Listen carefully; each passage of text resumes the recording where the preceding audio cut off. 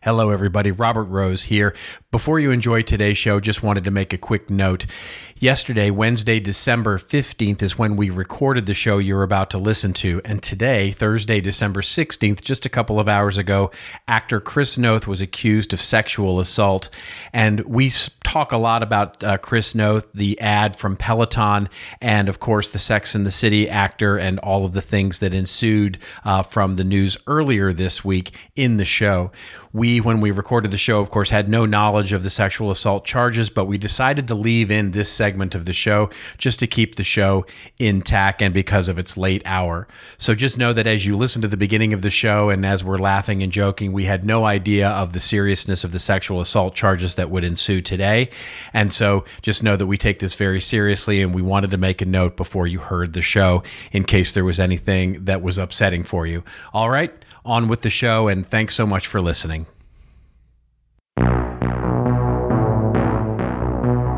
And now, for your listening pleasure, here's Polizzi and Rose, covering the week of media, marketing, and digital content news. This Old Marketing. Take it away, boys. Hello, my friends. This is Robert Rose. Welcome to episode number 302 of This Old Marketing, recorded on Wednesday, December 15th, 2021. And with me, as always, my good friend, my colleague, and, well, as it turns out, a big guy who can definitely survive a hard workout on the Peloton, Mr. Joe Polizzi. A big, are you a Peloton? Big guy. Yeah, a big guy. Yeah, I do not. It? Do you have a Peloton? I don't have a Peloton. Do you? I do not have a Peloton. I should say we had a Peloton. Oh, intrigue.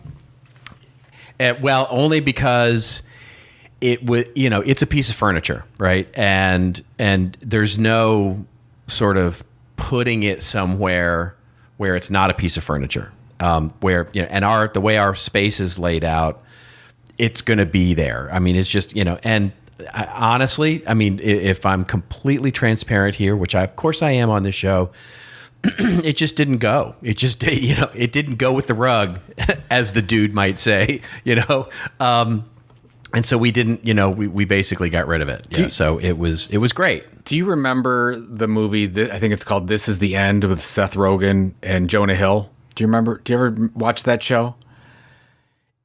Yes. So remember the part, so I'll get to the point. You remember the part when they go into, I forgot what's his name's house, the celebrity, and he has the television that comes out of the floor, and they're like, oh my God, that's what you need for your Peloton.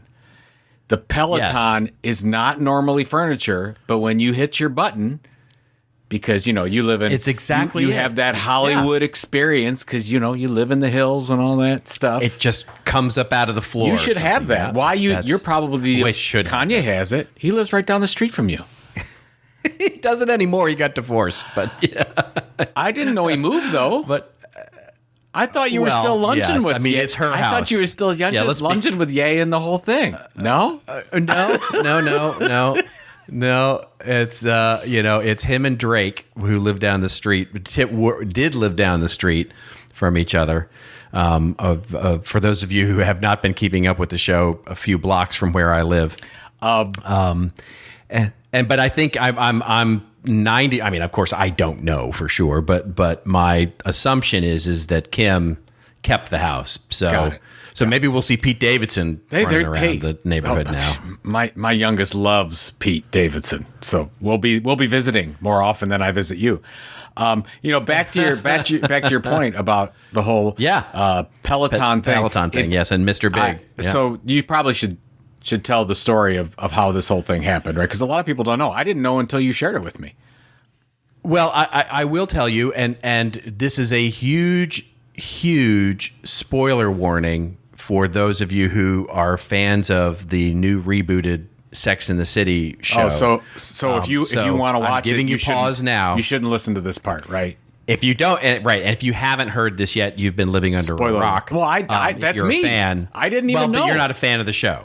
But you're not a fan of the show. No. So anyway, let's just say that a major character is working out on a Peloton and has a heart attack and dies on the show, to which Peloton then remarkably 2 days later came out with a response ad that was done by Ryan Reynolds' agency, and they did a wonderful piece of content as a response to this that basically has the actor Chris Noth, who plays Mr. Big, on the show, and the Peloton instructor from the show, and also the real Peloton instructor who was cast on the show, talking in front of a fire and basically saying, he's still alive, right? And Ryan Reynolds then comes over with a voiceover saying that basically Peloton's great for your heart health and all sorts of things, and it's a very cute, very funny thing. The reason it's being covered everywhere is how rapidly they put all this together, and people are like, how did they not know? How do you put this together so quickly?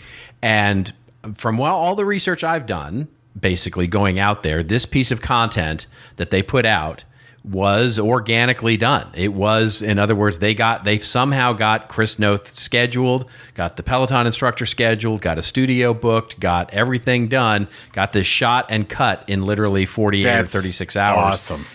It's incredible. So basically, to go back, just so everyone's clear. So the episode from Sex and the City happens. Peloton knows over the weekend. Peloton the company, over the weekend, Peloton the company knows that there is a Peloton involved, but they didn't know the exact circumstances. So it was a negative. Correct. So immediately, right. I think I don't know if the stock took a hit or not, but when the rebuttal ad came out that Ryan Reynolds' agency did, the stock just took off in a positive way. That's right. Because of the rebuttal. So that's right. Talk about David Meerman Scott is loving this for its real-time marketing aspect. Yeah, exactly. It's just a brilliant piece of content done in a quick way. Now, is it true that they actually did it in 36 hours and didn't know, or as I think, here's my, what's the conspiracy? My conspiracy, right? So here's what I believe. I believe it's somewhere in the middle. So what I believe is they knew the Peloton was going to be in the episode. They knew it was going to play a pretty prominent role because of the way that it was acquired and probably permissions were gotten, and the fact that Peloton instructor was cast. So they knew it was going to play a prominent role in the episode, but they didn't know what. That's my take, is that they didn't know what. So what they did was they got everything set up just in case. In other words, they got everybody all together. They got a studio booked. They got all the creative talent together. And they said, we don't know what the script is going to be yet, but we know we're going to do something. We're going to respond with something. And then when it came out, they were all ready to roll into triage mode and basically put it all together. Because I just don't believe that they started with an empty whiteboard on Monday morning and said we have to have a finished commercial by Tuesday and came up with that. I can't believe that with the way that, actors are booked, the unions, the shoot, the studio booking, all that stuff. Yeah, that just doesn't happen in 24 hours. So I have to believe that they knew something was up and had something planned, but they didn't maybe know what. We'll put all the links in the show notes so people can get access to it as well. Sure. Or you could just Google it, obviously. But I read the article you sent me from, I think, Axios, or I don't know where it was from. And then that's right. It was. There's a bunch of people covering it, but that one was just a nice summary. And then I had to go found the video on YouTube, and I'm like, oh, that's very nice. I get the whole thing. Amazing how that reaction can have such. I guess they said it added. Of course, depends on how you look at it. It added $900 million in market cap or something like that to Peloton stock because it shot up so much from the news. Yeah. So probably it didn't cost them $900 million to do the ad. So I think there's a positive ROI on that.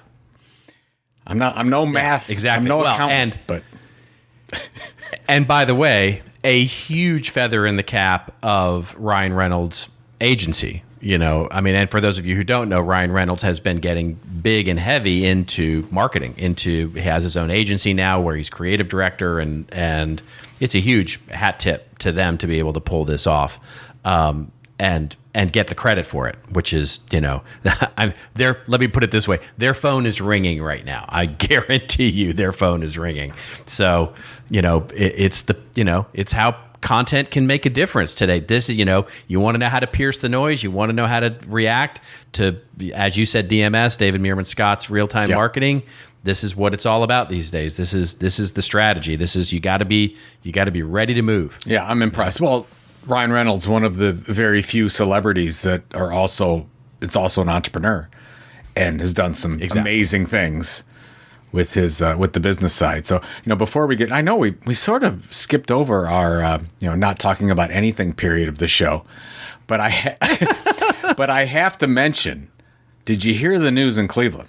Have you heard what's going on? I think you're the only one without COVID, right? I mean, I think that's that's the news. So basically, so this is Wednesdays. This comes out, and by the way, I was pretty down on the Browns last show. Obviously, so because we were 6-6, and I basically told you if they don't win the game against the Ravens, they're out of it. Well, luckily they held on to that victory and won. And believe it or not, if the Ravens lose this coming weekend and the Browns win, the Browns are in first place, which is shouldn't happen. Okay, so we're all feeling good in Cleveland. We're like, okay, we've had a bad stretch. Baker hasn't played great, but we've still got this thing. We've still got a path. We win out, or we win most of our games coming up. We're into the playoffs. This is great. I keep getting notifications here, Robert, that yet another person on the team has COVID, and I think right now, as of 2:25 Eastern time, as we're recording this right now, there's 14 players and 2 coaches on the vid list. 14. God. I don't know how we're going to field a team. I think our entire offensive line is out. Baker's out. They may move it. They may if it gets to a point, they may actually, because guess what? Guess who they did that for last year?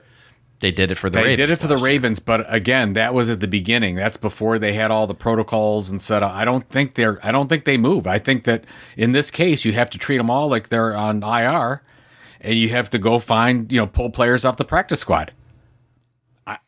Yeah, it's going to be tough. I hear you. It's it's the most Browns thing ever. One of my buddies, he was like, I think I can suit up. I think that. Yeah, exactly. Think, I know I'm 50, but I think we can make it happen. So it's just kind of crazy what's going on. So the game is Saturday against the Las Vegas Raiders, and I'm a season ticket holder. I'll plan on being there, but it's just I don't know who's going to be on the field. So very very concerning times here in Cleveland. Congratulations to your Cowboys. You're feeling good right now. Well, yeah, right. You're like 9-4. Well, they're winning, but they're winning ugly. Yeah, so they need to clean a lot of things up, and they got the New York Football Giants this coming weekend. So, hi, Dennis Shao. We'll be chatting over Twitter, I'm sure, during the game. But it's we'll see. We'll see. We're feeling mildly optimistic at this point, and we are not getting hit with we got hit with the COVID bug about 3 weeks ago, but that seems to have abated. By the way, Bill Belichick would never say that winning ugly is a bad thing. That's true. Because he is a master at winning ugly. He's probably won more games where you would say that the other team played better and New England won. He's very, very good at that. So, just talk to the Buffalo fans. About that whole thing. They threw one pass the entire first half of that game. Yeah. Whatever. But okay, we're done with the football portion of this old marketing, and I'm sure we have a show to get to, so I will let you take That's right. For all of you who hit forward like 5 times to get through the spoiler alert of Sex and the City and football, you have arrived. You have arrived at the beginning of the news that we'll cover here. And the first story that we will cover is a paired story. We have two things to pair together, and you'll see why in just a moment. But the first one comes courtesy of NBC News, which I guess, Joe, you've told me is big news. I'm not familiar with this person, but apparently a lot of people are, enough for him to make the NBC News. Hassan Piker, The headline says Twitch banned him for using derogatory term for white people. Piker, who has more than 1.6 million followers on his account, said he wants Twitch to make a decision about the word's acceptability. The article goes on to say, basically, Hassan Piker, one of the most prolific streamers on Twitch, said Monday evening he was banned for using the word cracker during a live stream. Piker, who has more than 1.6 million followers on his account, Hassan Abi, and spends hours each day talking about politics and news from a leftist position, addressed being kicked off the platform in a YouTube video Tuesday, saying he feels the platform is taking a cowardly, quote-unquote, position by not immediately commenting on why his channel was banned. The article goes on to describe the definition of the word cracker, which I find amusing in and of itself, as if we really needed that to be defined. We're pairing it with a story from basically the New York Times, also fairly mainstream media here. And the headline here is, her Instagram handle was metaverse, and last month it vanished. 5 days after Facebook changed its name to Meta, an Australian artist found herself blocked with no seeming recourse from an account documenting a decade of her life and work. This is from Sydney, Australia. Teamai Bauman, I believe would be the pronunciation, an Australian artist and technologist, found herself sitting on prime internet real estate. In 2012, she started an Instagram with the handle of Metaverse, a name she used in her creative work. She documented her life in Brisbane, where she studied fine art, and travels to Shanghai, where she built an augmented reality company called Metaverse Makeovers. She had fewer than 1,000 followers when Facebook, the parent company of Instagram, announced on October 28th it was changing its name. Henceforth, Facebook would be known as Meta, a reflection of its focus and blah, blah, blah. We all know that story. Basically, she found her account was disabled. And after trial and tribulation, spoiler alert, as the article goes on to finish, she did get it back, but only after the New York Times actually called Meta to go, excuse me, what the heck is up with this? And she got her name back in what Instagram and Facebook said was a misunderstanding. What say you, Joe, to both these stories? It seems like yet another lesson from the rented land sort of journey, but is there anything more we should take from this? Yeah, I mean, a couple things, but first of all, we covered the OnlyFans debacle a couple months ago, where OnlyFans basically changed their terms of service without letting people know, and it left a number of content creators off the platform, not being able to create content. Here we've got, you've got your big centralized social platforms that are throwing their weight around. I mean, first let's talk about the Hassan Piker thing. I knew this immediately when it happened, Robert, because my son follows Hassan Piker. So, and by the way, just so everyone has an idea of how big Hassan Piker is, he's, over 6 million cumulative hours of streams have been watched. He's the 12th most watched Twitch streamer in history. And take all the channels on Twitch. It's a big deal. He has. Yeah, it's the equivalent of a anchor on CNN or a cable news show being big. Yeah, absolutely. Big deal. The number one political commentary person on Twitch, if that, as they continue to get more political people, Twitch is moving from a gaming platform to covering all sorts of things. But regardless of if you don't like his politics, regardless of what he says or the words he used, Twitch, just like any other company, can do whatever they want. And they decided that the use of the word cracker by him and his team was against their terms of service. So they banned him. And what's the worst thing is, similar to the other example you talked about, they haven't even told him. They just did it. They don't even let you know. Right. They just say, you're done. And he's just assuming, Hassan is just assuming it's because of using the word cracker, because everybody was talking about it. Oh, okay, right. You're done. That's right. You're cut off. And, you and I were talking about this before the program started, but if the New York Times hadn't contacted Meta or Instagram at Metaverse's behalf, she still wouldn't have her account back. This is exactly nuts. So we're starting to hear more of these things happen where you've got these big platforms that are trying to deal with content creators and rights, and this person is allowed to say this and this person isn't, whatever. And I just get scared for anyone creating an audience on these platforms, because at a moment's notice, it could all be over. I mean, look at in Hassan's case. I mean, he has built up an amazing audience. He has multiple revenue streams because of that audience, and then wakes up the next day and it's gone. And he can do nothing about it. So regardless of what you feel about either of these people, these things are happening, and we need to be talking about it more and more, because I think it's going to get worse. Yeah, which is, I mean, and what it reminds me of is that, you know, first of all, my major takeaway, I mean, of course, you know, rented land, right? Yeah. You know, and okay, now we've said it, right? You know, so okay, great. Now let's put that aside for the moment. And what it reminds me of, both of these things, the Hassan case more than the metaverse case, is one of the things that is becoming more and more prevalent is, you know, the ability for platforms to be taken away. And this is, you know, there's a real discussion to be had here about that. The question is that in Hassan's case, he had no idea, right? He had the terms are unclear.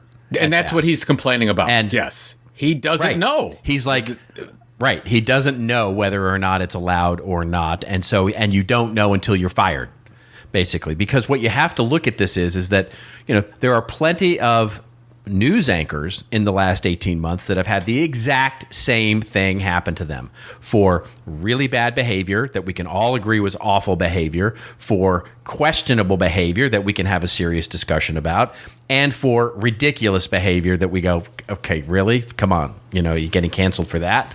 So all of the above. But the key is that they're either getting fired, they're getting laid off, they're getting, you know, and it's the same thing that happened, right?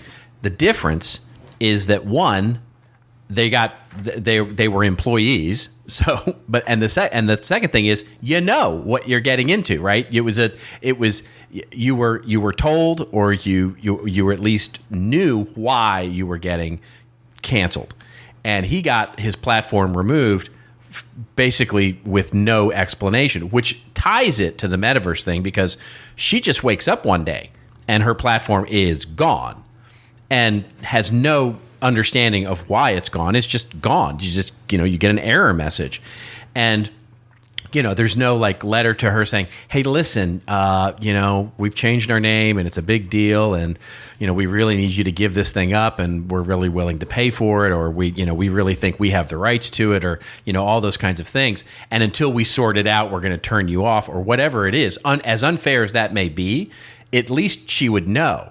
It's what I really question is how skilled these companies are, Twitch included into this, Facebook, Google, all the rest of it. They're defaulting to this decision of, we're just going to take action first, see what happens, and then move forward, rather than getting good at it, right? Rather than sort of getting skilled at dealing with this. Because there are arguments to be made on both sides. Guaranteed there are arguments to be made on both sides here. But the answer cannot be that we simply walk into this cloud that nobody knows how to navigate, and just the big company gets to do whatever they want to do. And if you call them on it and make a big enough stink, you can actually get your day, you know, in quote unquote court. It's like Dr. Evil with his finger on the red button and just getting twitchy. Right. His knee jerk reaction. Let's just push it, and we'll see what happens. And that's the thing. That's if right. you read, I've read a couple articles on Hassan Piker thing, and Hassan's saying, look, if cracker is a word that I can't use, I'll live with that as part of the terms of service. But I don't know. There's no warning. There's nothing. There's just, you're done. You're off. And the only reason I know I'm off is because I go to the page and I can't stream. That's the only reason. Like, I didn't get an email. I didn't get a DM. Nobody said anything, and nobody's even updating him on if anything will ever happen. It's just nuts. It's almost like they don't. Look at Robert. There has to be a formal process on this, right? They have to have. Oh, They have to get good at it. That's it. That's exactly it. They have How to are start they to not? get good at this because these have been around. They've been around for a decade or more now. I mean, how? That's right. Yeah. Well, there's no interest for them to get good at this. There's until there's a real interest for them to get good. And we've talked about this on the show before with regard to, I mean, we've mostly used Facebook as an example here, which is when we've talked about the regulation of things like fake news and, horrible posts and, nudity and violence and all the things that can get shared on Facebook. And, their sort of stance of, free speech and free speech and free speech sort of at the extreme level and no governance over this like traditional media has had forever. And we've talked about that the government at some point is going to step in at some point and do something, we think. But the key is that the cost, what has always been brought up in the past as well, the cost of governing and policing this and getting good at it, getting good at actually maintaining ourselves as true media outlets is so high that we couldn't offer the service, for the same kind of quality if, blah, blah, blah, blah, blah. And I just think that's bullshit. I just think that's a cost of doing business. If you're going to be a social media channel at scale, you have to be able to do this at scale with a certain level of responsibility to humans.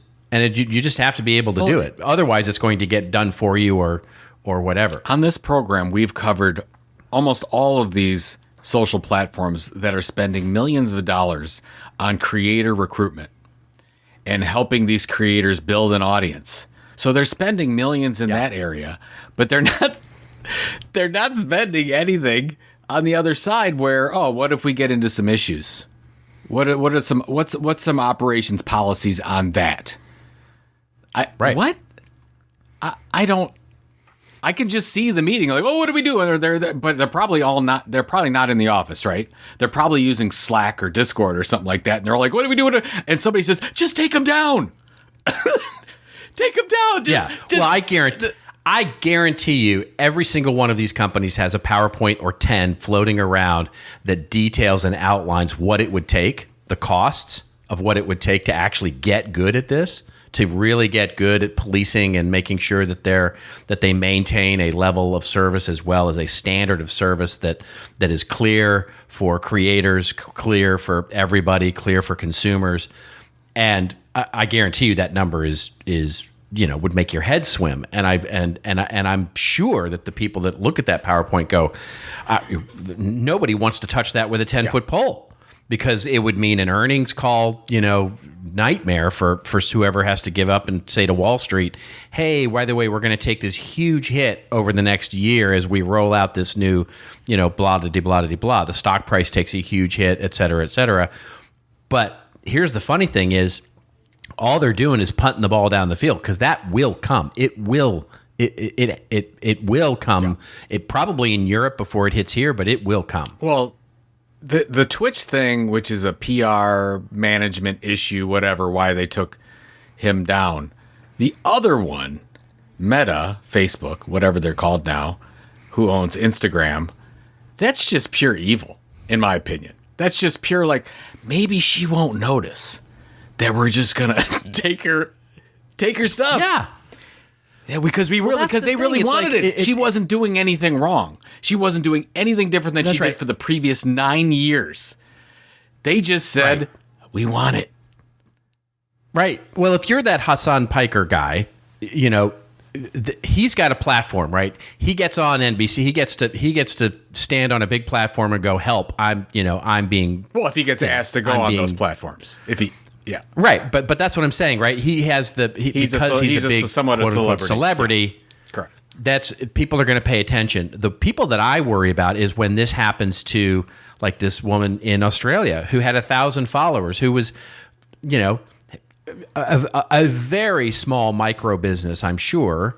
I don't know what her meta business is, and yeah, she's a designer. But the point is that it's fashion. Yeah, fantastic.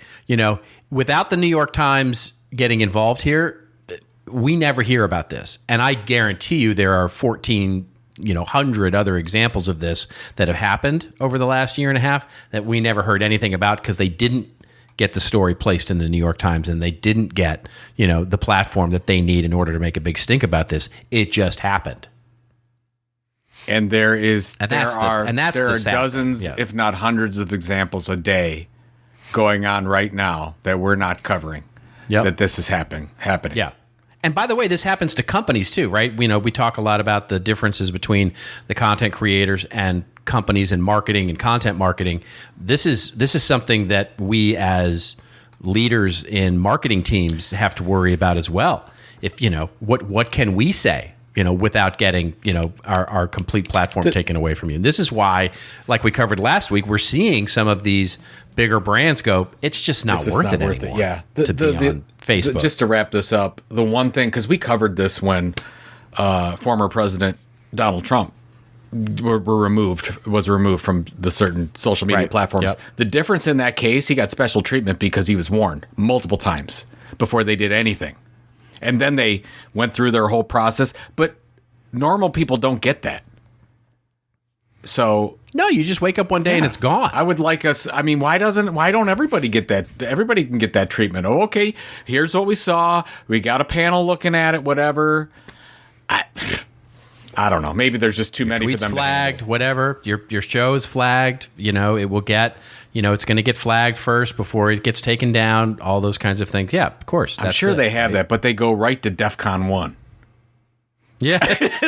They go from DEFCON 5 to DEFCON 1. There's no 4, 3, or 2. Right. It's just crazy. Right. You just get nuked. Yeah.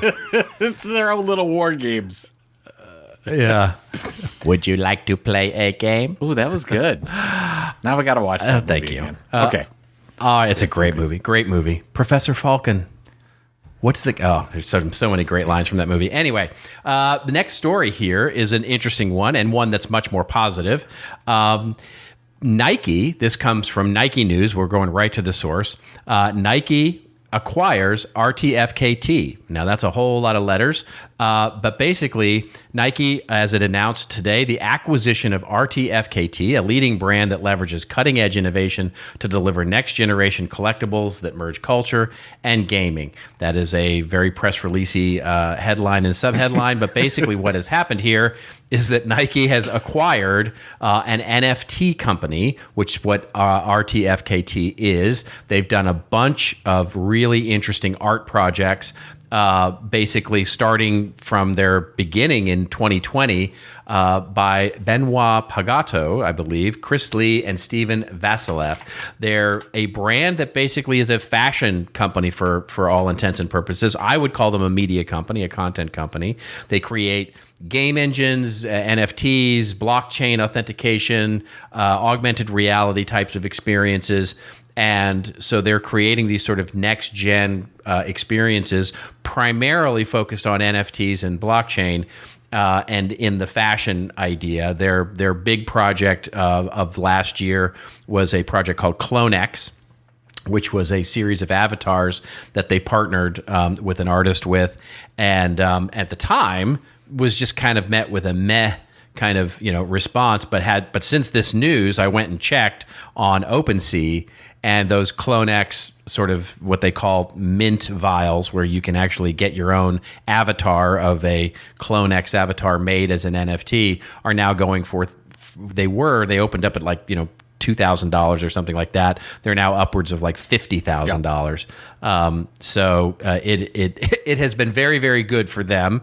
What say you to this? I totally have a take on this acquisition and what's going on with it, but I wanted to get. Well, first of all, congratulations to the 3 entrepreneurs that started this company 20 months ago, or whatever it was. Yep, unbelievable.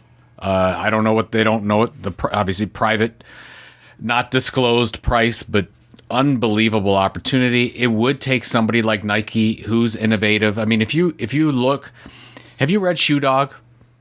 It was written by the CEO of Nike, the founder of Nike. On what they were able to do is they always jumped at huge opportunities. I mean, they were the first ones that threw around like $100 million programs to, Michael Jordan and whatever, and Tiger Woods. They would look at talent and find that talent right away. And they're doing the same thing and now in the metaverse. If you look, by the way, I don't know if you've looked at some of these designs. Sounds like you have. These designs are amazing. These partnership designs they have with Atari and Adidas beautiful. And some of these other ones, they're fantastic. They're beautiful. And to your point, some of them are going for a lot of money. I mean, where I think that I'm going with it, I want to hear your take, but this thing about owning digital property is actually starting to go mainstream meaning a couple percent of the population is actually starting to think about this. And whether you're a shoe dog or a sneakerhead or whatever, it's big business right now. I mean, I know quite a few people that collect shoes, and that type of a movement, just like we've seen with comic books and we've seen with art, is moving into the digital space, and people want to own a digital shoe. Now, this is just step one, because we're not even to the point yet of where the metaverse is going, where whatever your avatar is going to be, you'll be able to wear these shoes on your person as you're going into. Now, I don't know if this is going to be a year away or 2 years away or 3 years away or whatever, but right now Nike just bought the #1 brand for NFT digital sneakers. Smart move. Amazing. Yeah, I think it is as well. And now to me, and the real value here is them acquiring the talent, as you said, right? This has very little to do, in my opinion, with avatars or digital art or whatever, except that it has everything to do with all of those, because it is the talent that's being able to do that. So there's no secret that Nike has been building up its content capabilities.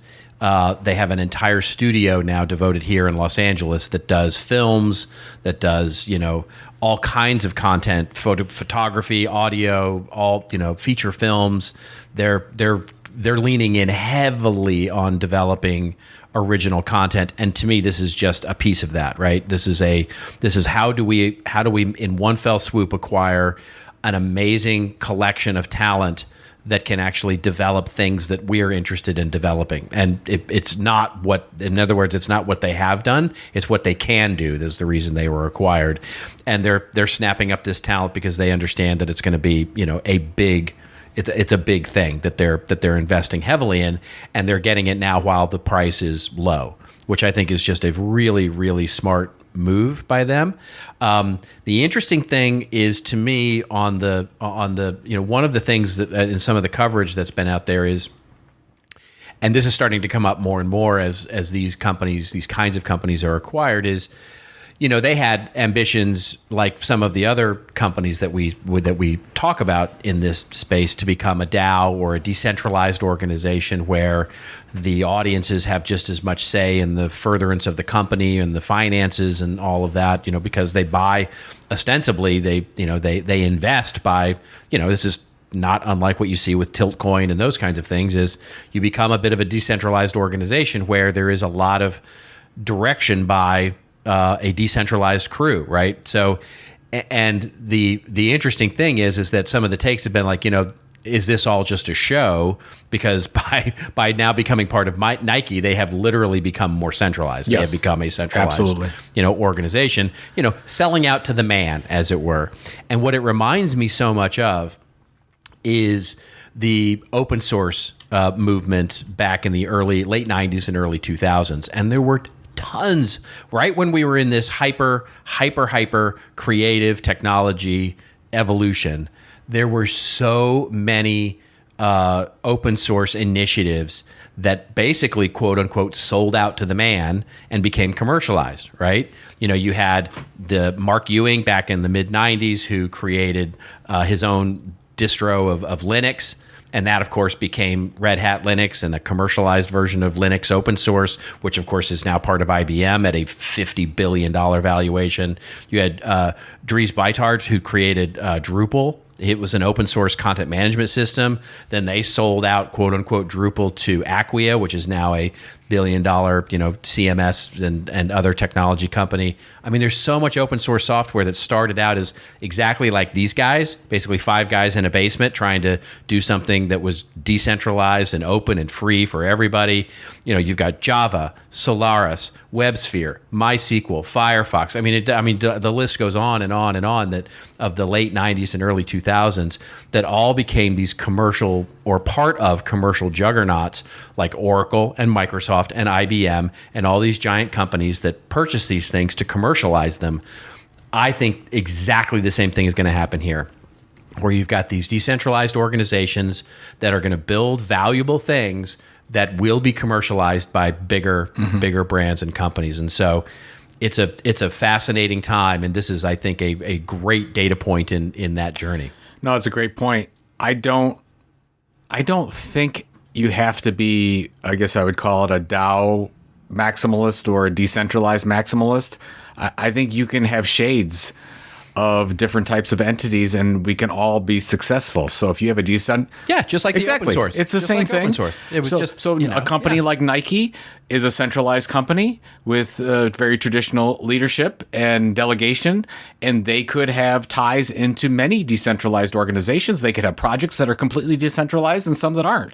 I mean, I was talking to somebody the other day about, he was talking about, maybe I should launch a DAO, and I said, well, sometimes DAOs make sense and sometimes they don't. Because if you're trying to really move fast into an area and you want to make sure that you have group decision making and create some kind of a democratic process because everyone with a token gets a say, sometimes that moves slower than what you want to move.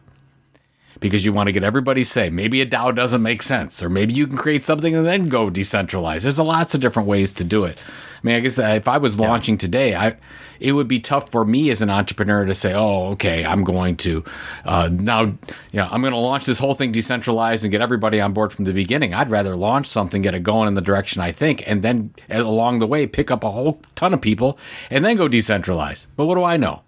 I guess the point is we can all be successful. And I love this take. It's almost like when you talked about them hiring, Nike hiring RTFKT for the talent. I almost thought of our discussion on HubSpot buying The Hustle, because a lot of that is what, they bought Sampar and Team with The Hustle at the same time. Yes. Are they getting 1.5 million opt-in subscribers? Yes. Are they getting a really good brand called The Hustle? Yes. But they're getting access to an amazing team. So I think sometimes we forget about that, and a lot of these hires are about buying the team and not necessarily the product, as you said very well. Yeah, I think that's it. The more I sort of study what we're really talking about here, is it has, you spoke to it well, right? The art that is getting created here and what they have created in the world of design is beautiful. But at the end of the day, that Nike may not have valued that at all. I mean, they may have looked at it and went, "Oh, that's nice. We'll keep the Clone X thing, and we'll do something interesting with that for what we're going to do in a campaign, or what we're going to do in as part of a product that we'll launch, or as part of our metaverse strategy or whatever." But most of this is about what they can do, right? What this team is capable of doing with a vision, the money, the investment that will come from having Nike, and that is differentiating, right? That is differentiating, and so the reason this excites me so much is because we often cover the acquisition of media companies by brands talking about content marketing. This is next generation that. This is all that is. It's just a next generation acquisition of a media company that has talent, that can actually take something to the next level. And we're looking at the future of what that looks like, in 5, we won't see the real magic of this for a couple of years. Well, I mean, also it's funny because it just brought up Atari, because they have a Atari RTFKT sneaker, but I'm looking at what's going on right now on OpenSea and all these NFTs, and I'm almost trying to reset myself and say, look, this is the days of the Atari 2600 right now. This is exactly. Launching. We don't have any clue where this is going to go. So there's a lot of opportunity here to start testing things. You've got Nike and some really amazing entrepreneurs that are willing to do things on the bleeding edge. Great. Let's go break things. Let's go see what happens. That's what a lot of us should be. And I love your point about the fact that we always think, oh, media company, oh, it has to be a video, it has to be a blog, it has to be a podcast. I don't think people are thinking that it could be a set of digital avatars that fit into the metaverse. Like nobody's thinking about that as a media company, but it is. Or a video game company, right? Or a video game company, or a interactive company, or, so many other things that can create the new kinds of media that are not associated with, by the way, a television commercial or a film or a blog or a magazine, which is, of course, our classic view of what media companies look like, right? And, but when we think about, just even looking at, you mentioned Atari, right? The interactive space, the interactive entertainment space is huge. It dwarfs the film business. And so, from a revenue standpoint, those games, games like, Counter-Strike and Madden football and all of those are, they dwarf the feature films in terms of revenue and the types of things that they do. It is only logical that content marketing is going to start to extend into that world as well. That now takes a next step into, okay, what do we do with Oculus, and what do we do with, virtual worlds, and what do we do with all these things that become part of an entertainment ecosystem? Sometimes we get in our little bubbles and we think about the things that we do, and we have to remind ourselves that we are not the audience. And there's a huge audience of, whether you want to call them Gen Z or whatever, younger people that are all about video games day and night, or part of their experiences involved video games, interactive content. And that is right now is already such a huge part of our culture and spending. And it's only going to get bigger, and it's totally going to dwarf anything that you and I take our time to invest in from a content creation or a content experience standpoint. We just forget. I mean, and it's easy. It's easier for me because I've got two kids that are coming home from college, and I can walk into their rooms and I can see what they're doing. I'm like, oh my gosh, they're on Minecraft, they're on Valorant. They're on, there's all this digital property being sold back and forth. I mean, I'm like, what? Now, this is the stuff that you and I are just starting to talk about. They've been doing it for 3-4 years. We're just catching up. That's right. So I feel behind. Yeah. Yeah. I know we're not behind. People think that, we're talking about this stuff. We're sort of where we need to be. But I don't know about you. I always feel behind. Every day I listen to a podcast or I read an article or whatever, and I'm like, oh my God, I'm way behind. Like, what the heck is happening? Right. How did I not know about that? Right. That's what I keep saying to myself. How did I not know about that? This news breaks up like, how did I not know about this company? Oh my gosh. And it's just, I'm in the same space where I'm like, I feel like I'm constantly, and by the way, I'm totally excited by it. Oh yeah. I'm I was telling someone the other day, I feel at this moment very much like I felt in 1996 and 1997 when I would sit at my computer late at night and I taught myself HTML and I taught myself how to make websites, and I taught myself because I just felt like that was the thing I needed to know about. And I'm in 1996. I'm just sitting in front of my little PC, my little horrible little computer, trying to learn how to do HTML and build a website. And because I knew it was coming, and it just felt so exciting and so overwhelming. I'm in that same mindset right now. Well, I think that's the right. I think you're in the right position. Yeah, it's just we're just learning something completely new, and that's what. I mean, especially on the marketing. I mean, you're more on the marketing side, and I'm more on the creator side. It's moving faster on the content creator side, but I think that's where you have an advantage. Totally. Yeah, because as a marketer, especially marketers at larger enterprises, we covered the Marriott NFT thing last week. They're not taking the risks yet. So we're still at this, almost like Web 1.0 model of them getting into the internet. So they're just starting to dip their toes in. And so that's why you're at a really great spot talking to marketing people. I just talked to a CMO of a technology company, small technology company. They focus on content and sales enablement, and building in sort of these training portals, as well as external marketing portals for thought leadership and all that kind of stuff. And they sell to B2B companies. They just bought a company last year that does virtual worlds, that builds metaverses for events. Yep. And they've already started to sell to manufacturing companies. The CMO was saying, he goes, it's coming. He said, we've already sold to a few manufacturing companies, to a couple of retail companies, and a couple of other technology companies, this platform that allows you to build in a metaverse for sales enablement, where sales teams can go into a world and collaborate on content and collaborate on presentations to deliver. He said it's our fastest growing product. It's amazing. Here it comes.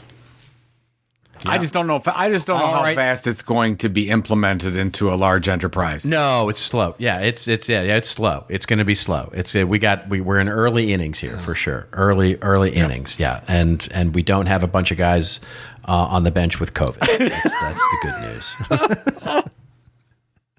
All right, ladies and gentlemen, it is now time for your empirically proven favorite part of the show.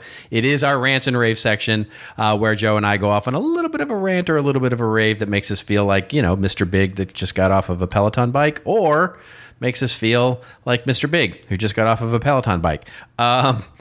So let's see. Yeah, I'll go first. I've got a really quick rave. Okay. You and I are friends with Jay Acunzo.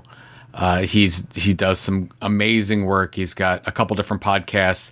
In particular, this one, he has the Unthinkable podcast, and he was nice enough to let me voice my quote unquote expertise in content differentiation, as well as some tactics that content creators use to get past their fears, if you will. So he did a whole special. This is called Maker Monsters. This is the third episode. I was one of the creators featured, and there were two other much better creators on this as well. But I listened to it. I don't know how you are about this stuff, but when I'm on a podcast or featured in something, I always like to spend some time and listen to it, see how do I sound, how is it produced, give a little shout out to the person who had me on. This was a really helpful episode, because I don't know about you, and we were just talking about some of this.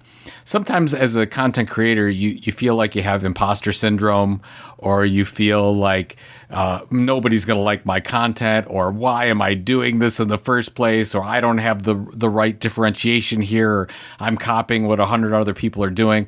This podcast that I'll put in the show notes, Maker Monsters 3 that Jay put together, covers this. So I started listening to it, Robert, and because I'm listening to, what did I say? I don't even remember. Like, was it any good? I hope it was. And then he goes through the show. First of all, Jay does a great job producing his show, much different than ours, where we just go straight through. He actually produces the show and has cuts and music and things like that. Does a really good job. But I actually learned a lot about, what are we thinking about, budgetary issues? What do we think about, how we need to get past some of these fears? When we think about publishing, what makes the most sense? So if you're a content creator and you're dealing with, let's say, some fears that maybe you're not good enough, this is a really good episode to listen to get you back on your feet. And I guess I'll kind of cut to the end, where I thought the most important advice that I gave and the other creators gave is, sometimes you just have to go and publish it. Stop with the strategy. You've done your work. Go ahead and do the thing, and you kind of have to learn on the job, because as everyone will say that has created any content, you figure out a lot of things once you start creating and publishing the content that you can't figure out ahead of time. So anyways, just hats off to Jay and his wonderful guests, and just wanted to give a shout out, put it in the show notes. And I hope for any of you that are a little bit tentative with your content creation, this will help you. Yep. Awesome. I love that. Well, I mean, we've watched Jay evolve, right? I mean, it's been amazing to watch his story and his journey over the last decade as he's become just an incredible artist when it comes to putting together shows. It's funny. Do you remember that Jay? And when we met Jay was at HubSpot, and that was at a time. Sure. We're friends now, But at that time, CMI and HubSpot were a little bit adversarial because, they were doing inbound marketing and we were doing content marketing and the whole thing. Right. And, I remember because Jay and I spoke at the same event. And I think he said something like he'll have to get back. His memory is better than mine, but he says, I didn't know if you were a jerk or not, because he was, because you don't know until you meet somebody. But we're shaking hands and we're like, hey, we're just two Italians here talking to each other. So it was good. We met in person and we've been friends ever since. So it's been fun. That's awesome. Yeah, absolutely. All right. Well, mine is I'm shouting out to something that is actually hopefully useful for all of you. Certainly those of you who are thinking about creating, gated content behind a blog or really any kind of gated content, a membership-oriented site, and use WordPress. You may have heard me lament on the few episodes ago, 4 or 5 episodes ago, about there needs to be an easier way to start to integrate in things like wallets and tokens and those kinds of things, this Web 3.0 technology, into what we're doing currently with content. And there is a new, basically it's a WordPress plugin, although there are many other integrations with other CMSs that this company that makes this also have done. It's called Unlock Protocol. We'll link it in the show notes because it's just not an affiliate link, it's just a link, because I'm absolutely in love what these guys are doing. It's basically what they've done is they've created a WordPress plugin which allows you to make a login for your website if you use WordPress, and of course, as I mentioned, others as well, that basically uses a wallet-based technology. So if you have a MetaMask wallet or a Coinbase wallet, and they've got they're connected to a bunch of the different networks in terms of the way you do this. If you go to the link, what we're putting in the show notes, there's a demo website where you can see how it works. Basically, it's this, right, where you can sell memberships. Let's say you wanted to sell memberships to a subscription-only blog, a subscription-only newsletter, and you wanted to sell it for and basically take credit cards. Wanted to take ETH. You wanted to take Bitcoin. Whatever it is, you can actually do that now. And so what it does is it allows you to create locks, which are individual NFTs, which are basically keys to get into your website. So you go through their little tool, you say, hey, I want to create 100, of this particular type of access to this particular type of content. Maybe it's your resource center, or maybe it's your online learning platform, or whatever it happens to be. And then when people come to that, they can basically use and pay. If you want to charge them money, you don't have to charge them money. You can give them access through their MetaMask wallet or through their Coinbase wallet or whatever. And basically it obfuscates the need for collecting an email address, but you get your audience, which is an addressable audience, into your particular, WordPress site. And it comes with a lot of different things where you can make an image if you want to make it like a cool little NFT with an image and a piece of art with it. You can have it randomly create images or assign images based on their, which user they are or which number they are. They can resell it. They can resell their membership. So for example, if you're a membership of a particular website, they could then resell it on OpenSea as a NFT to someone else if it goes up in value, the access to your online class or whatever. It's just a first step, and it's a pretty basic plugin, but to me, this is a great and real progressive utility that is actually showing what smart contracts can be for marketing. And I've already got it implemented on this little thing that I'm working on for launching in the new year. I'm really excited about it. Again, I get nothing out of this. I don't know them. I don't know anything about them. I heard about it online and went and downloaded it and played with it over the weekend. And I just think it's super cool. I like the fact that you can plug in your MetaMask wallet or whatever your crypto wallet is, and at the same time you can use credit card. That's right. That's pretty nice. Yeah. So what happens is if you sell, like if you have 100 tickets, let's call them tickets to your private area of your blog or whatever, or your resource center or your online class. So you have 100 tickets, and if they use their MetaMask, they are created as a subscriber using their ID of their MetaMask wallet or their Coinbase wallet, whatever wallet you want to align it with. If they use a credit card, what they then do is the unlock company sends them via email basically the NFT which is their key to get in, which will contain a username and password. And that enables them to get into the site or whatever using their username and password. But it also enables them, if they want to, then to set up their own wallet and all that kind of stuff to be able to pull it in and all that kind of stuff. So they become your, I think the technical term is, I think it's called gatekeeper or gate agent. You might know better than me. It's an actual thing that is, you become, they will act as an agent of issuing tickets for you. It's just really cool. It's just really, really neat. And again, really basic. There's not a lot of functionality here. It's free, by the way. It doesn't cost you any money to actually have this thing. It costs you money to actually issue what they call a lock, because you have to actually pay the gas fees to get that done.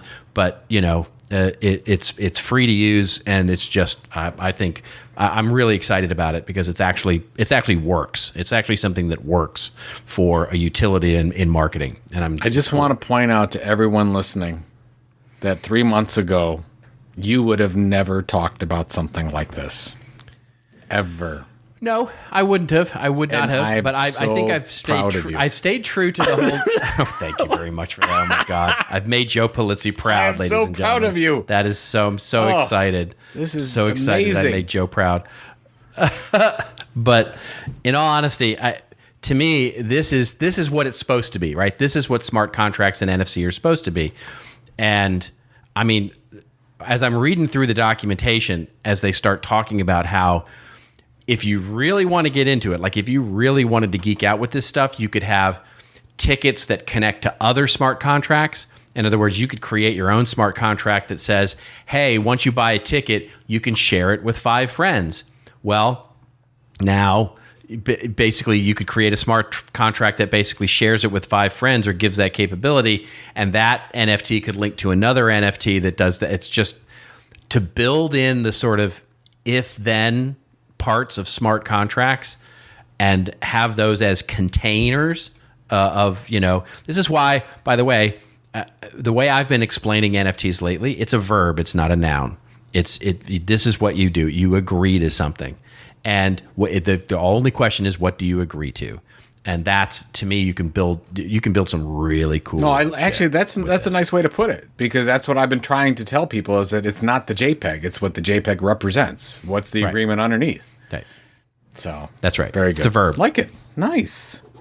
Yeah. So we're almost to the holiday season. What do you got going on?